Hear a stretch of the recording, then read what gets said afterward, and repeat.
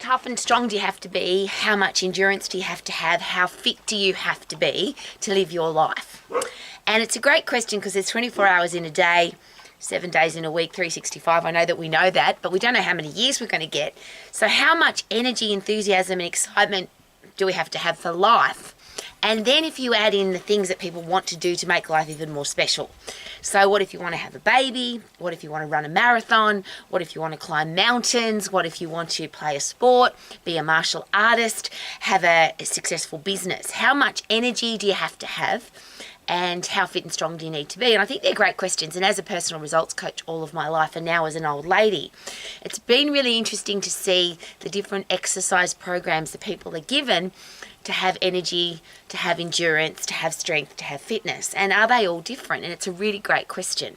So what if you want to run a marathon? And I'm using that as an example, or sharing that because I've run 21 marathons. And I share that because I loved it, obviously. Somebody told me I was too big to run marathons, so I gave it a crack and loved it.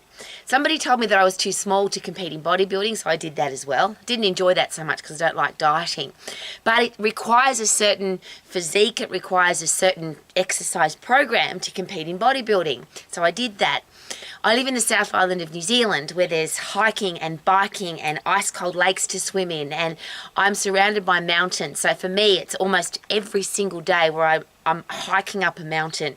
I take my dogs out every day for a very long time because I want my dogs to sniff and smell and have a wonderful time. So we go out for a long time. So do I need endurance for that? According to the experts, yes, because it's over an hour. So I'm going out for a long time. So how do you get really fit and really strong and have a stack of energy to do life? Now, 24 hours in a day, if you do absolutely nothing, you'll be living in the aerobic system. So let's get a little bit technical about exercise. So you'll be breathing in oxygen, you'll be breathing out carbon dioxide, and your body will be burning fat and carbohydrate and a little bit of protein. And we live in that system.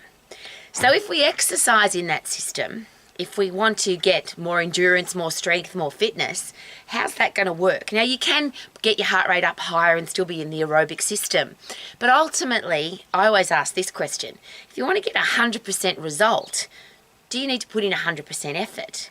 And how do you work at 100% effort? And if you look at how the human body works, there's 3 energy systems. One we live in 24/7. There's the lactate system, which is somewhere between 10 seconds and 3 minutes, and you can work really hard there. But for most people, and 9 out of 10 people don't want to exercise, for most people that produces burning sensations in your muscles, and it produces, for some people they get sick, they just feel nauseous. So I don't want, as a personal results coach, as an exercise professional, I don't want to put people in that system unless I have to, because it's very uncomfortable. Now, some people like it. I don't like it. I don't like pushing my body where my muscles are burning. You know when you hear people say, feel the burn, feel the burn? I don't like to feel the burn. I want to be healthy, fit and strong without the burn and without feeling sick. So that leaves one system, that's the anaerobic phosphate system, which is the fight and flight system. When you're under severe threat, your body says we need to produce everything we need to get away from the threat or to turn and kill the threat. It's only 10 seconds. Your body uses stored phosphates, which is instant energy, so that you can go straight away. Your body gives you everything that you need, so you have increased heart rate, increased blood pressure, your pupils dilate so you can see what's going on. Everything else shuts down except I need this 10 seconds to get away from the threat or to turn and kill the threat. So they're the 3 energy systems that you can get fitness, strength and energy and enthusiasm for life from. Endurance, if you want to add that one in. So why do we exercise in the aerobic system? And I've been asking this question a really long time because we live in it, so it's not very challenging. I don't want to exercise in the lactate system because it produces that burning sensation. Now, there are some sports that require that, but here's another thing to consider. If I work at 100% effort and get 100% fit, 100% strong, is it possible that the other 2 systems will work really effectively? Now, there's so much argument in the world about exercise and what you should and shouldn't do. But for me, and this is just a very personal thing, I'm really busy. And as a personal results coach, most of my clients, in fact, I'll go say all of them have said to me at some stage, I don't have time to exercise. So if I give somebody an exercise program that takes a long time, they're very unlikely to stick to it for very long, or definitely not for a lifetime.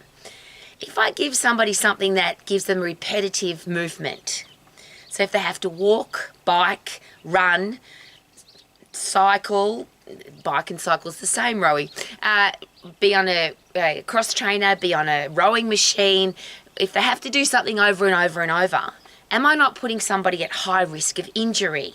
So if I want to train somebody to run a marathon or go for a 24-hour hike or to do it, and I'll use 24-hour events because there's a lot of those going on at the moment, long endurance events.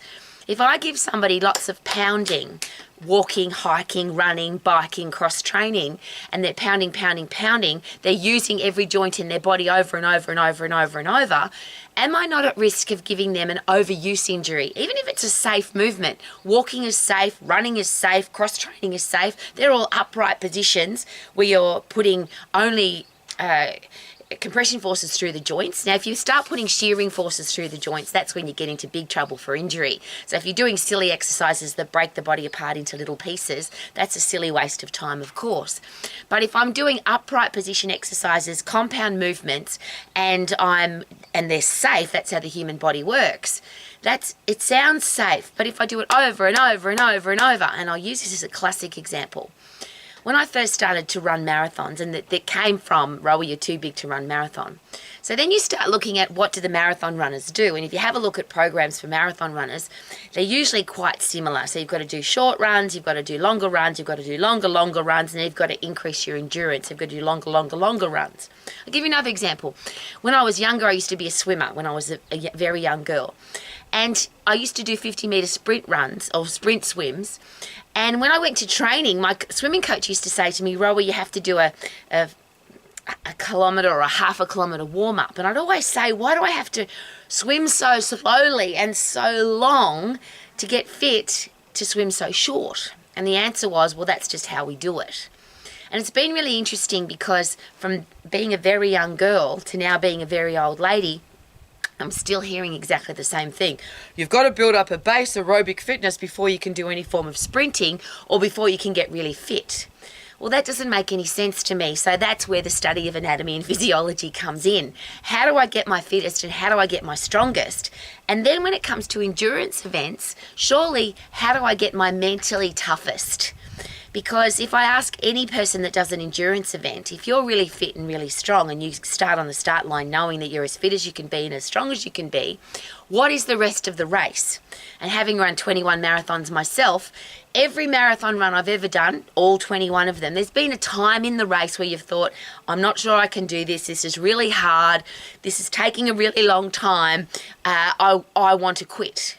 But when you're really fit and when you're really strong, you know that you can do it. But now comes mental toughness. Now you have to fight with your own headspace saying, no, I'm not going to stop. And I did get some really great advice the first marathon run that I ever did. It was, Rowie, when the gun goes off, start running. And when you cross the finish line, stop running and don't give yourself an option. And I've taken that advice for 21 marathons. I'm sharing all of this with you because what's the best way to get fit and strong for life? What's the best way to get fit and strong for an endurance event? What's the best way to get fit and strong to play sport, to do martial arts, to have a baby, to go on holidays? South Island and New Zealand, a lot of people do special skiing programs to get fit for skiing or fit for snowboarding or fit for rock climbing or fit for hiking. But what about the human body? It's just this one piece. There's muscles and bones, ligaments, tendons and joints, heart, lungs, endocrine system, central nervous system. What if they all work together to get you as fit and strong as possible, and then you can go and do all the things that you want to do? And that's where my study of anatomy and physiology took a very unique turn. And what's been fascinating for me now as an old lady is it seems finally the science seems to be catching up. It seems that we've been giving people advice for exercise based on the old-fashioned advice of you've got to build an aerobic base of fitness. But now there's a lot of exercise physiologists who are actually studying physiology, thinking for themselves rather than just passing the test and reading the book, and realising that if I get really fit and really strong at 100% effort, then everything else will work. So this is how simple that is. 100% effort is 10 seconds. If I put 100% effort into whatever it is to get my heart and lungs puffed for 10 seconds, that's 100% effort. So am I going to get fit? Heart, lungs, muscles, bones, ligaments, tendons, joints, everything that makes my body work to be able to do that 10 seconds at the highest intensity possible, of course I'm going to get fit. Everything's going to work at 100% effort. Now, I can't do that if I'm not strong. So if I'm not doing strength training, if I don't have strong muscles, ligaments, tendons, joints, bones, and more importantly, central nervous system and endocrine system, because they're the two systems that drive everything else. If I don't have those at 100% effort strong, then I can't go and do my fitness at 100% effort. And I'm going to give you another really cool example. So let's just say I'm the fittest I can possibly be because I can sprint really hard at 10 seconds. And just as a quick side note, you know that you're really fit when you've got a low resting heart rate and when your recovery from 100% goes back to resting heart rate very quickly. So fit people get puffed really fast. Unfit people get puffed really fast, but fit people go back to resting heart rate really quickly and their resting heart rate is really low.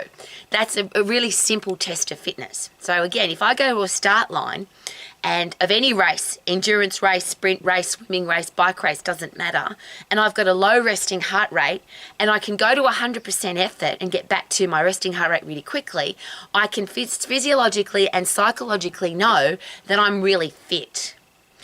How do I know that I'm really strong? It means I'm getting stronger every time I train.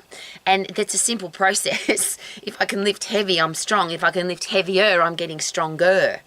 I don't know why we make it so complicated. And just with all exercise, of course, but particularly with strength training, you've got to overload your muscles and bones. You've got to do it in a safe way so you don't get hurt. So no stupid exercises to bust your joints. You've got to do it short so you don't get bored and that it's effective. So if I'm fit and strong, now I can go and do everything else. Now I teach a class, and this is my fun story for this. I teach a class called Fight Fit for Fun. It's 21 minutes, and the reason for 21 is it's very short, of course, but I want everybody to feel 21. We should peak fitness, peak strength, peak energy, peak loving life at 21. But then I believe, wouldn't it be nice to stay feeling 21 for the rest of your life, which is what I do. I'm a very old lady, and I still feel, in fact, I'm fitter and stronger than I was at 21 because I'm exercising more effectively.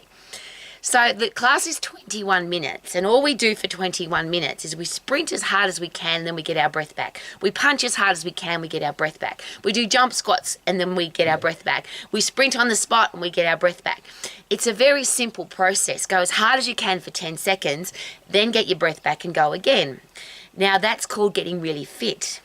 You can't do that if you're not strong, so you need a really good strength training program to make sure your muscles and bones, ligaments, tendons, and joints are strong. You can get injured if you have an accident, but very difficult to get injured when there's no overuse because you're only doing something for 10 seconds. What's really fun to take note of is that the youngest people in my class are 4 and 5, and I have kids, grandkids, mum and dad, grandma and grandpa come and do my classes, and so the oldest have been 75, even 80 years of age. And everybody can do the class because they just go as hard as they can for 10 seconds and they get their breath back and go again.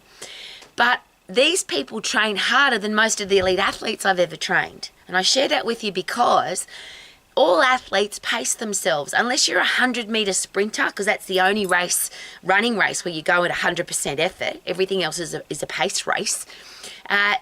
Everyone else paces themselves. I've got to do my 10K run. I've got to do my 5K walk. I've got to do my 10K park run. I've got to do my 1-hour hike. I've got to go for my 20K bike ride. All of those are pace races, which means if you go and do, for example, a 45-minute class at a gym or an hour class at a gym, you're going to pace yourself through the class, which means you're not going to be getting 100% fit and you're certainly not going to be getting 100% strong because most people, when they do a strength training program, they pace themselves through their strength training as well. I'm going to do 3 sets of 10, 27 exercises, and they're there for an hour. Pace, pace, pace, pace, pace. If you work strength training in the phosphate system, you only lift for 10 seconds because if you can lift for longer than 10 seconds, it means the weight's too light because you've got to put in 100% effort in the phosphate system. Isn't this exciting? It's all so short and so easy. So these 5-year-olds through to 80-year-olds are super fit because they're not pacing themselves. We go 10 seconds as hard as you can, then they get their breath back and go again. Now, an unfit person, it takes a little bit longer to go again, but it's really interesting when you go at 100% effort, isn't it possible that you'll get fitter quicker because you're putting in 100% effort, not 75, not 65, not 50. And when you start walking, what a waste of time. I love walking. It's one of my favourite things to do. And I hike in the mountains almost every day. But it's not exercise because I'm not overloading anything. The only time you overload is when you go at 100% effort to get 100% result. So my answer to how do I get fit and strong for life, to me it's all very simple. And I've been an exercise coach all of my life.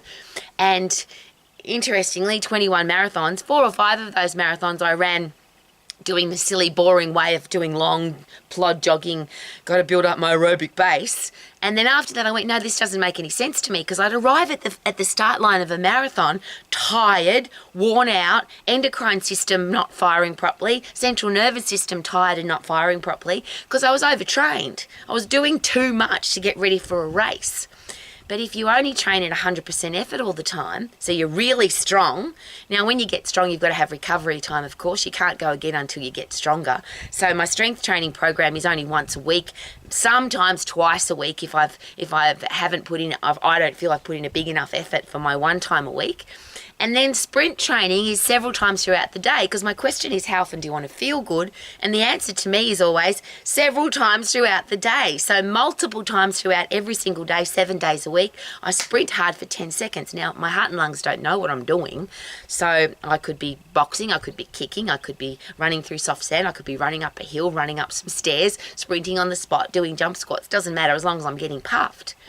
So then I rock up at the marathon and I'm full of energy because I'm not overtrained. I haven't been doing 30-kilometre runs, 10-kilometre runs, getting tired, and injured, overuse. What happens now is I arrive at the start line of a 42.2 kilometre run, the start line of a 7-hour hike, and I'm surrounded here by mountains, where the biggest one here is my 8-hour return hike. That's a long way to walk. You can't exercise at 100% effort for 8 hours, but when you're really fit and strong, you can go for 8 hours, and it's really easy to go. I can run up hills as an old lady because I'm really fit and because I'm really strong, because I only exercise at 100% effort. Now, you don't have to exercise like me, but all I'm asking is this.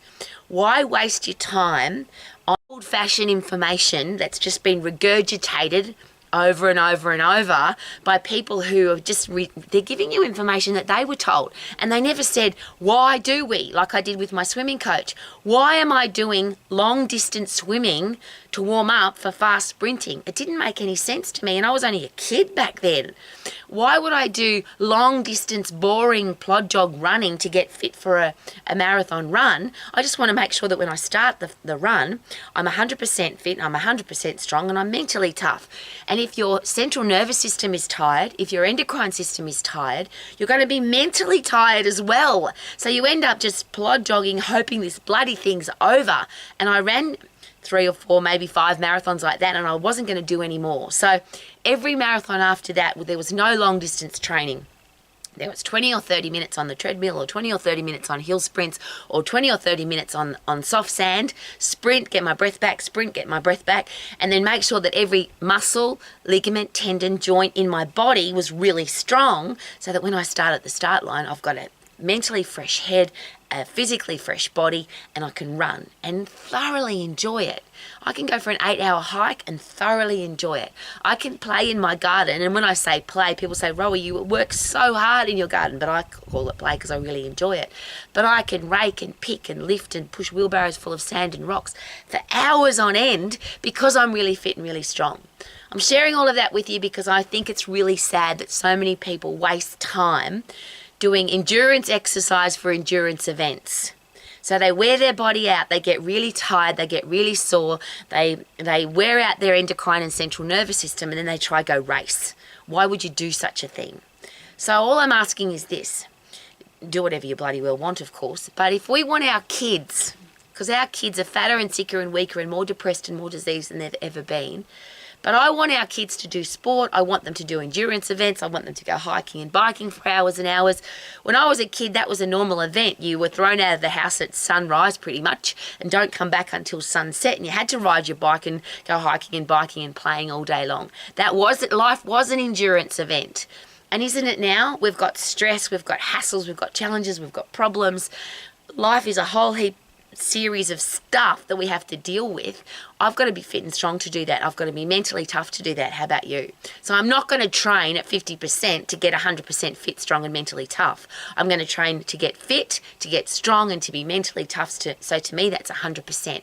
Train short so you don't get bored. Train safe so you don't get injured. Make sure that exercise you're doing is going to give you a result. So that if you want to go hike for 5 days, if you want to climb a mountain for 8 hours, if you want to go, I always say this, if you want to go to Las Vegas and dance every night in a nightclub for 2 weeks, 3 weeks, a month, if you want to have a baby, if you want to be a martial artist, if you want to play your sport, if you want to work in your garden for 8 hours, which is what I'm about to do, then you've got the energy to do that because you're 100% fit and 100% strong because you train at 100%. Could that be a good idea?